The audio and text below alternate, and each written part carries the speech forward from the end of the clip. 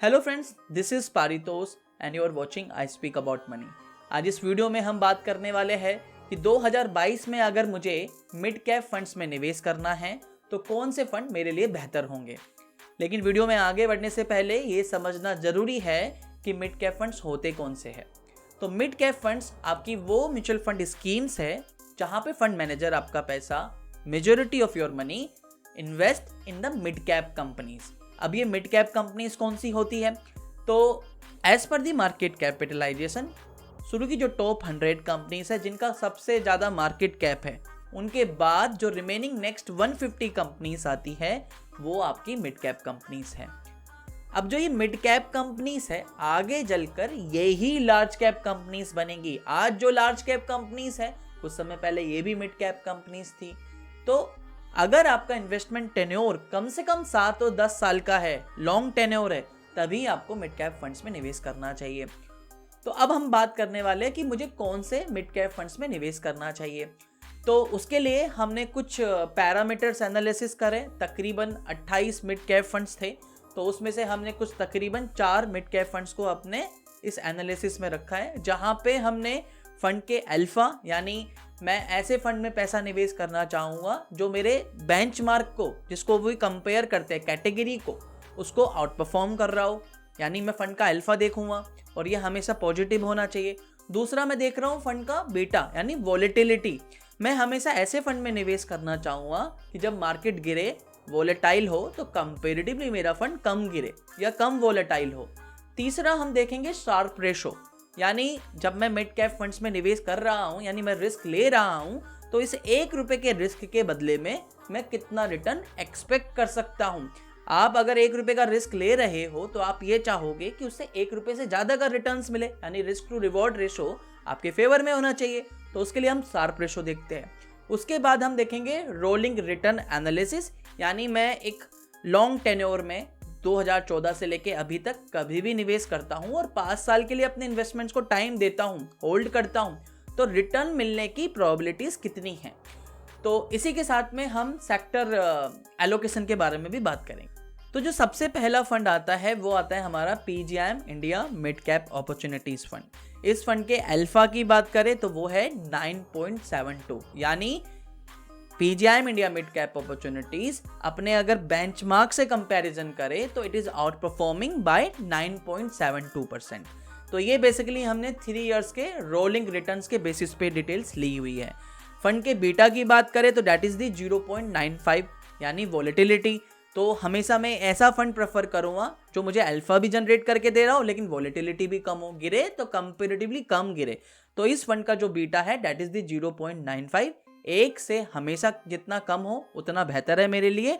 Sharpe ratio is a 1.28, यानी मैं अगर 1 रुपए का रिस्क ले रहा हूं तो मैं ये चाहूंगा कि उस 1 रुपए के रिस्क के अगेंस्ट में मुझे ज्यादा रिटर्न्स मिले, यानी रिस्क टू रिवॉर्ड रेशो मेरे फेवर में हो। तो इस फंड का शार्प रेशो है 1.28। अब हम बात करते हैं इसके सेक्टर वाइज एलोकेशन के बारे में। तो टिकर टेप पे हम देख सकते हैं लाइक फार्मास्यूटिकल में तकरीबन 11.32% इसका एक्सपोजर है। प्राइवेट बैंक्स में इसका तकरीबन 9.14% एक्सपोजर है। IT सर्विसेज एंड कंसल्टिंग में तकरीबन 7.70%। उसके बाद कंस्ट्रक्शन एंड ऑटो पार्ट्स में इसका मैक्सिमम एक्सपोजर है। फंड में बात करें शुरू की टॉप 5 होल्डिंग, तो कोफोर्ज में, persistent, ICICI bank, ABB India और दालमिया भारत में सबसे ज़्यादा एक्सपोजर है। इसके बाद हम बात करते हैं फंड के और रोलिंग रिटर्न एनालिसिस के लिए। ये हमने 3 साल के रोलिंग रिटर्न यहाँ पे एनालिसिस करे हैं। तो तकरीबन अगर PGIM India mid cap opportunities की बात करें तो 12% से ज़्यादा रिटर्न मिलने की जो प्रोबेबिलिटी है इन द लास्ट 3 इयर्स की अगर हम बात करें, और ये डेटा हम ले रहे हैं 2014 से लेके अभी तक की, तो तकरीबन इट इज़ मोर देन 30%, तकरीबन 30% से ऊपर का प्रोबेबिलिटी रही है कि जिसमें आपको 12% से ज़्यादा रिटर्न मिले। लेकिन खास बात यह है, अगर आप ये चार्ट देखोगे 2018 के बाद अपने पीयर्स में, अपनी कैटेगरी में और अपने बेंचमार्क से कंसिस्टेंटली इसके रोलिंग रिटर्न एनालिसिस या रोलिंग रिटर्न्स इंप्रूव्ड हुए। That is the reason PGIM India mid cap opportunities की परफॉर्मेंस को देखते हुए, अल्फा और बाकी रिटर्न्स मेजर को देखते हुए हमने इसको इंक्लूड करा है। तो ये पहला फंड है। दूसरा फंड आता है हमारा axis mid cap fund. Axis mid cap fund की बात करें तो इसका अल्फा है 5.27, यानी अपने बेंचमार्क से कितना आउट परफॉर्म कर रहा है, तो ये पॉजिटिव होना चाहिए। दूसरा आता है बीटा यानी वॉलेटिलिटी, ये कम होनी चाहिए और ये है 0.71। शार्प रेशो इज 1.15, एक से ज़्यादा होना चाहिए तो वो पॉजिटिव है। सेक्टर वाइज एलोकेशन की बात करें तो सेक्टर में सबसे ज़्यादा जो आपका एक्सपोजर है वो है आईटी सर्विसेज एंड कंसल्टिंग में तकरीबन 14.30%, इन्वेस्टमेंट बैंकिंग एंड ब्रोकरेजेस में यानी फाइनेंशियल्स में 9.58%, उसके बाद रिटेल और स्पेशलिटीज़ में 9.52% एक्सपोजर है। प्राइवेट बैंक में भी इन्होंने हिस्सेदारी ली हुई है तकरीबन 9% की, और स्पेशलाइज्ड फाइनेंस में भी 9% की हिस्सेदारी है। शुरू की 5 होल्डिंग्स की बात करें जिसमें सबसे ज़्यादा इनका एक्सपोजर है, वेटेज है, वो है चोलामंडलम इन्वेस्टमेंट, उसके बाद ICICI bank, Bajaj finance, Coforge and astral limited. तो रोलिंग रिटर्न एनालिसिस में भी अगर मैं देखता हूं कि इस फंड का प्रोबेबिलिटी कैसी रही है, अगर तकरीबन हम 3 साल के रोलिंग रिटर्न एनालिसिस करें तो 12% से ज़्यादा रिटर्न मिले रहे हो 2014 से लेके, ये जो हम कंपैरिजन कर रहे हैं ना रोलिंग रिटर्न्स का, ये 2014 से लेके अभी तक का कर रहे हैं, तो ये रहे हैं तकरीबन मोर देन 70%, तकरीबन 70% के ऊपर की प्रोबेबिलिटी रही है कि इसमें आपको 12% से ज़्यादा के रिटर्न्स मिले हैं फंड का। अब जो तीसरा हमारा फंड आता है जो इसमें है वो है Invesco India mid cap fund. Invesco India mid cap fund का अल्फा है 1.15, एक से ज़्यादा होना चाहिए 1.15। बीटा यानी वॉलेटिलिटी 0.85, एक से कम होना चाहिए, काफ़ी अच्छा है। शार्प रेशो 0.94, एक या एक के आसपास हो चलेगा, तो ये कंपेरेटिवली थोड़ा सा कम है लेकिन फिर भी ठीक है। सेक्टर वाइज एलोकेशन की बात करें तो ऑटो पार्ट्स में 9.7% का एक्सपोजर है इनका, कंस्ट्रक्शन में तकरीबन 9% का एक्सपोजर है, इंडस्ट्रियल मशीनरी में तकरीबन 7.66% का एक्सपोजर है, आईटी सर्विसेज एंड कंसल्टिंग में भी 6.75% का एक्सपोजर है, होम इलेक्ट्रॉनिक एंड अप्लायंसेस में भी 5.38% का एक्सपोजर है। अभी करंट होल्डिंग के जिसमें सबसे ज़्यादा वेटेज है वो है persistent, Minda industries, Sundaram fasteners, Voltas और अशोक लेलैंड। तो बेसिकली ऑटो कंपोनेंट्स में इनका ज़्यादा एक्सपोजर है। इसके अगर हम रोलिंग रिटर्न एनालिसिस की बात करें तो रोलिंग रिटर्न एनालिसिस पे भी मैं आपको बताऊं तो तकरीबन ये 12% से ज़्यादा रिटर्न मिले रहते, इसकी probability it is more than 50% के से ज़्यादा ही है, इवन मैं कह सकता हूँ मोर देन 60%। उसके बाद अब आता है हमारा नेक्स्ट फंड, वो है कोटक इमर्जिंग इक्विटी फंड। इस फंड का जो अल्फा है वो है 1.43, फंड का बीटा है 0.96 और शार्प रेशो है 0.96।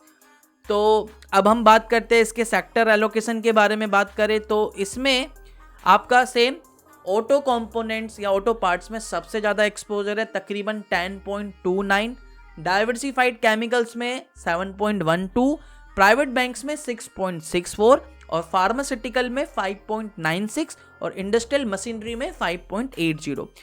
करंट होल्डिंग की बात करें जिसमें सबसे ज़्यादा वेटेज है वो है supreme industries, persistent system, सेफलर India, Thermax and Kajaria ceramics. तो ये अब हम इसके रोलिंग रिटर्न एनालिसिस की बात करें तो रोलिंग रिटर्न एनालिसिस में आप देखेंगे कि इस फंड की जो 12% से ज़्यादा रिटर्न मिले रहते 3 इयर्स के रोलिंग रिटर्न्स के बेसिस पे जो हमने कंपेयर करे 2014 से लेके अभी तक, तो उसमें आप देखेंगे कि ये भी तकरीबन मोर देन 50% प्रोबेबिलिटी रही है, मोर देन मैं ये कह सकता हूँ 60% से ज़्यादा की प्रोबेबिलिटी ये रही है कि आपको 12% से ज़्यादा रिटर्न मिले रहते अगर आप अपने इन्वेस्टमेंट को कम से कम 3 साल का समय दे होते।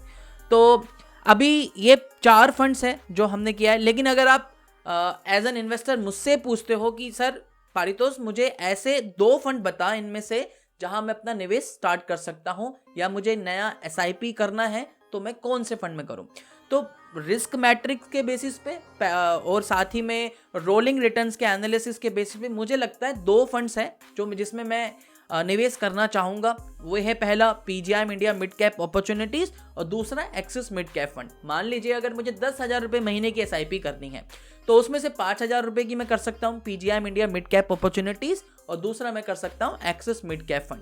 अगर मैं एक एज अ बिगिनर हूँ, मैंने कभी तक कोई SIP नहीं करी, कोई इन्वेस्टमेंट नहीं करा, मुझे मिड कैप में इन्वेस्टमेंट करना है और मेरा इन्वेस्टमेंट ड्यूरेशन कम से कम 7 साल से ऊपर का है और मुझे 2 ही फंड में निवेश करना है किसी भी मिड कैप फंड्स में, तो मैं पहला GIM India mid cap opportunities और दूसरा axis mid cap opportunities fund में जाना चाहूँगा। तो आज के लिए इतना ही था। आई होप इस वीडियो से कुछ ना कुछ आपको असिस्टेंस मिलेगी। अगर ये वीडियो अच्छी लगी है तो वीडियो के नीचे लाइक का बटन है, लाइक कीजिए। अगर आपने हमारा चैनल सब्सक्राइब नहीं किया हुआ तो चैनल सब्सक्राइब कर सकते हो। हम इसी तरीके से पर्सनल फाइनेंस पे अपने इस चैनल पे वीडियोस बनाते रहते हैं। अगर आप टेलीग्राम पे जुड़ना चाहते हो या इंस्टाग्राम पे ज्वाइन करना चाहते हो, उसका भी लिंक डिस्क्रिप्शन में मिलेगा। तो फिर मिलेंगे। आप मुझे कमेंट करके बताइए अगर आप किसी दूसरी कैटेगरी को चाहते हो कि मैं रिव्यू करूं, या जो भी आपके पोर्टफोलियो पे रिलेटेड आपके सवाल है वो नीचे कमेंट में डाल सकते हो। मैं कोशिश करूंगा कि मैं इसके आंसर दे सकूं। तो फिर मिलते हैं नई वीडियो के साथ में नई टॉपिक पर। तब तक के लिए धन्यवाद। वंदे मातरम।